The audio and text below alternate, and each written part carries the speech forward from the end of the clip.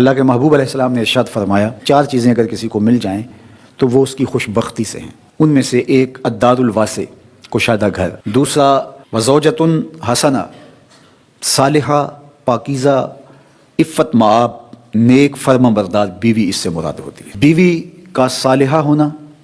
خوبصورت ہونا، نیک ہونا،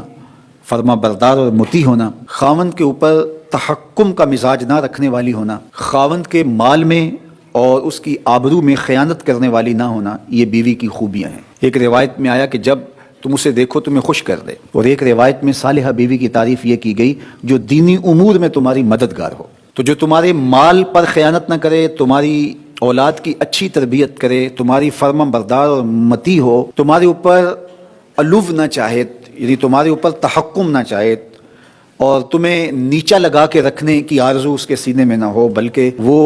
تمہیں سر بلند دیکھنا چاہتی ہو، اپنے پردے کی حفاظت کرنے والی ہو، اپنی آبرو کی حفاظت کرنے والی ہو اور قانع ہو، شکر گزار ہو، تو ایسی بیوی کا نصیب ہو جانا حسنات دنیا سے ہے۔ آقا کریم نے ارشاد فرمایا الدنیا متاع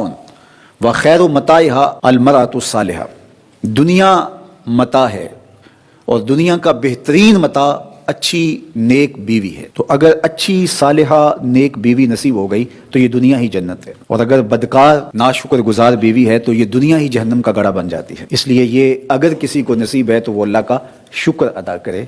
اور یہ اللہ کی عنایت ہے کسی پر جو اللہ نے مقسوم کی ہے۔ تو یہ چھوٹی نعمت نہیں ہے، یہ بہت بڑی نعمت ہے۔ تیسری چیز ارشاد فرمائی المرکب الحنی، تیز رفتار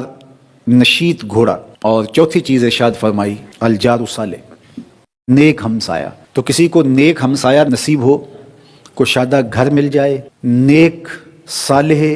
پاکیزہ مزاج خاتون نصیب ہو جائے، اور اپنی ضرورت کے لیے اچھی سواری مل جائے،